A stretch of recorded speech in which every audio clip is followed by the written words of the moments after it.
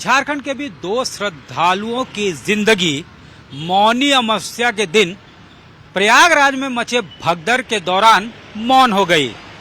एक श्रद्धालु जो है वो जमशेदपुर के घाटशिला का रहने वाला था, शिवराज गुप्ता।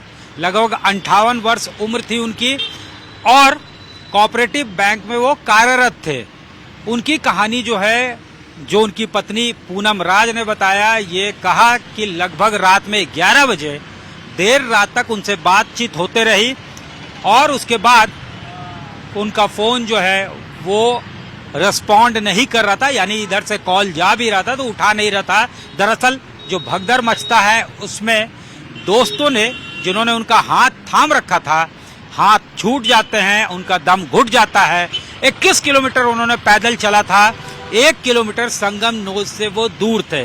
तो ये दुखद खबर आई। उसके बाद पूरा इलाका जो है गम के चादर में सिमट गया।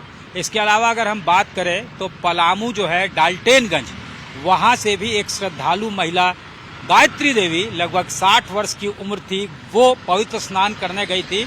और सबसे दुखद बात यह है कि उन्होंने पवित्र स्नान कर भी लिया था, 28 तारीख को ही उनका स्नान हो जाता है, लेकिन उनका बेटा जो आर्मी में पोस्टेड होता है वो भी वहीं प्रयागराज में संगम में ही उसकी ड्यूटी होती है।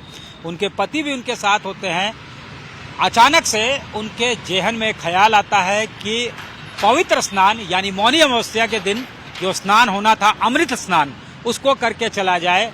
इसी दौरान जब भगदड़ मचती है तो बाकी का परिवार जो है वो तो संभल जाता है, लेकिन गायत्री देवी गिर जाती हैं और उसके बाद उनका दम घुटने से उनकी मौत हो जाती है।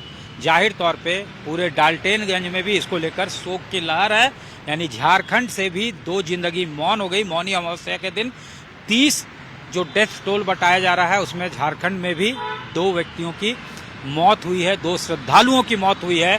उसके बाद इस मुद्दे पे मुख्यमंत्री ने अपनी जो है संवेदनाएं प्रकट की है, लेकिन यहाँ के स्वास्थ्य मंत्री ने मांग कर दी कि एक व्यक्ति को सरकारी नौकरी मिलना चाहिए, परिजन जो हैं उनके, साथ ही साथ 50 लाख मुआवजा की भी मांग की है। तो इस मुद्दे पे अब राजनीति भी शुरू हो गई है।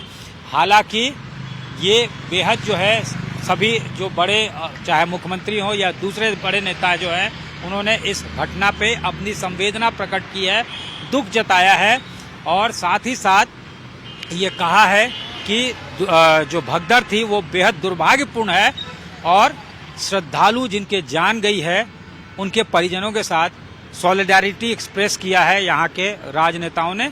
लेकिन हेल्थ मिनिस्टर जो हैं उन्होंने मुआवजा की भी मांग की है और 50 लाख वो चाहते हैं कि वैसे परिजनों को दिया जाए जिन्होंने अपनों को खोया है। साथ ही साथ सरकारी नौकरी की भी मांग जो है यहाँ के स्वास्थ्य मंत्री इरफान अंसारी ने की है। कैमरामैन राकेश तिवारी के साथ सत्यजीत कुमार, रांची, आज तक।